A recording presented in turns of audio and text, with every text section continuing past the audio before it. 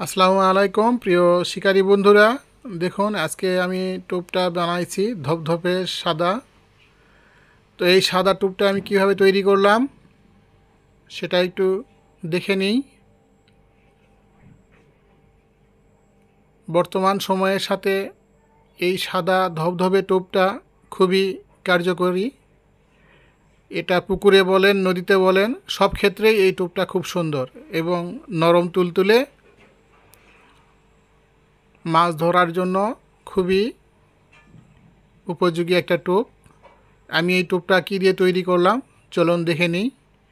আমি পর্যায়ক্রমে এই ভিডিওটা তৈরি করছি, সব কিছু একটা একটা করে দেখাবো।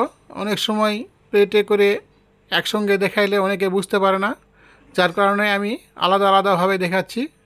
প্রথমে আমি এখানে 4 পিস পাউরুটি নিলাম। 4 পিস পাউরুটি কেটে গুঁড়া করে নিব।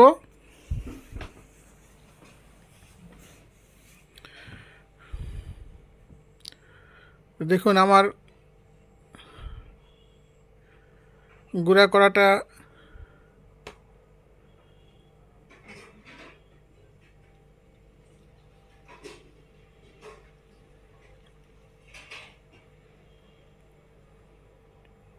তো এর সঙ্গে নিলাম আমি,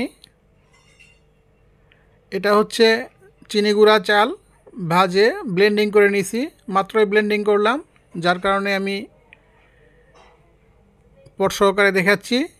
তো এটা নিব আমি 2 চামচ পরিমাণ। এই 2 চামচ পরিমাণ চিনি গুঁড়া চালের ছাতু আমি পাউরুটির সঙ্গে মিশিয়ে নিব। মিশিয়ে গুঁড়া করে নিলাম। এর সঙ্গে আমি দেখেন, এটা হচ্ছে কর্নফ্লাওয়ার। এই কর্নফ্লাওয়ারটা হচ্ছে বাংলায় বলে এটা ভুট্টার আটা। এটা বাজারে কিনতে পাওয়া যায়। আপনারা এই কর্নফ্লাওয়ারটা নিয়ে আসবেন। এই কর্নফ্লাওয়ার পাউরুটি যতটুকু পরিমাণ নেবেন, এই কর্নফ্লাওয়ারটা ঠিক ওই পরিমাণ নেবেন।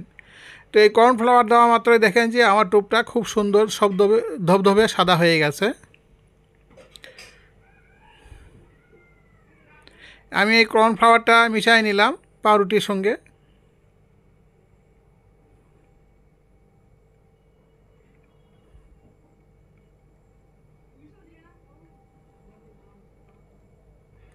এর সঙ্গে নিব আমি রসের মিষ্টি। এই রসের মিষ্টির রসটা আমি নিব।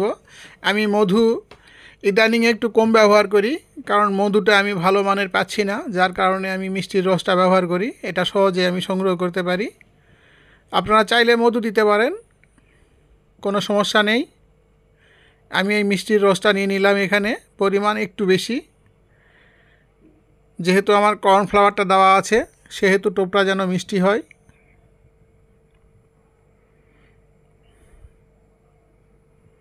এটাকে আমি মিশাই নিব। আমি প্রতিটা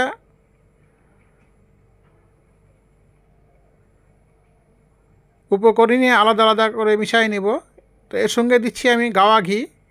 এই ঘিটা আমার ফ্রিজে রাখা আছে নরমালে, যার কারণে এটা খুব জমে একদম শক্ত হয়ে আছে।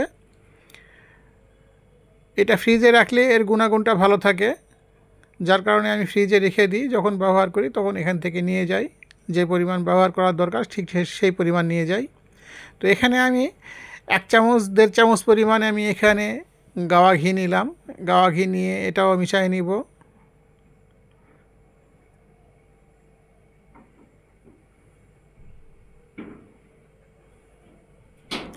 এই গাওয়া ঘি মিশানোর পরে এর সঙ্গে নিব আমি পিঁপড়ার ডিম। আমার এই পিঁপড়ার ডিমটা মানের দিক দিয়ে খুব ভালো, কারণ এখানে লাল অংশ খুব কম, সাদা অংশটা বেশি। আপনারা যদি এই রকম পরিমাণ পিঁপড়ার ডিম ব্যবহার করতে পারেন তাহলে খুবই ভালো। এই পিঁপড়ার ডিমটা নিলাম, নিয়ে মিশাই নিলাম। যদি আপনাদের পিঁপড়ার ডিম খারাপ হয়, সেক্ষেত্রে আপনি পিঁপড়ার ডিমটা শুধু রস ব্যবহার করতে পারেন। পিঁপড়ার ডিম কাপড়ের মধ্যে উঠায়ে চিপে রস ব্যবহার করবেন, তাতে টোপটা বেশি সাদা থাকবে। যদি পিঁপড়ার ডিম ভালো হয়ে থাকে তাহলে আপনারা গোটায় ব্যবহার করবেন, সেটার একটা আলাদা রেজাল্ট। আমার এই পিঁপড়ার ডিম মেশানো হয়ে গেলে সামান্য পরিমাণ একটু পানি লাগবে। আমি এই পানিটা দিব।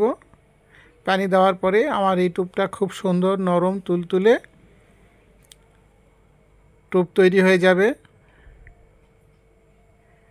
তো এই হচ্ছে আমার এই সাদা টোপের উপকরণ। আপনারা এটা গ্যারান্টি সহকারে ব্যবহার করবেন নদীতে, পুকুরে, যেখানে খুশি। যদি টিকিট পুকুরে মাছ ধরতে যান তাহলে সেই ক্ষেত্রে টোপটা ডিমের পরিমাণ বাড়ায় দিবেন। এইভাবে মিশাই নেওয়ার পরে যখন টোপ থ্রো করবেন পুকুরে, তার সঙ্গে একটু ডিমের প্রলেপ দিয়ে নেবেন, তাহলে খুব ভালো রেজাল্ট পাবেন 100%। এটা প্রমাণিত। আমি এই টোপটা ছাড়লাম, এই টোপটা অন্তত এই বর্ষার মৌসুমে খুব ভালো কাজ করবে।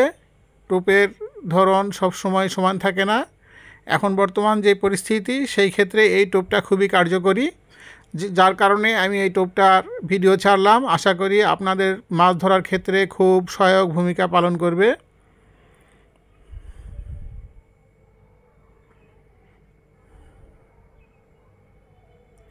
এইরকম নতুন নতুন আরও মাছ ধরার উপকরণ, মাছ ধরার ভিডিও দেখতে চাইলে আমার চ্যানেলটা সাবস্ক্রাইব করবেন। আমার সঙ্গে আমার ভিডিওতে প্রচুর পরিমাণ ভিডিও দেওয়া আছে এই চ্যানেলে। আপনারা সকল প্রকার মাছ ধরার ভিডিও আমার এই চ্যানেলে পাবেন।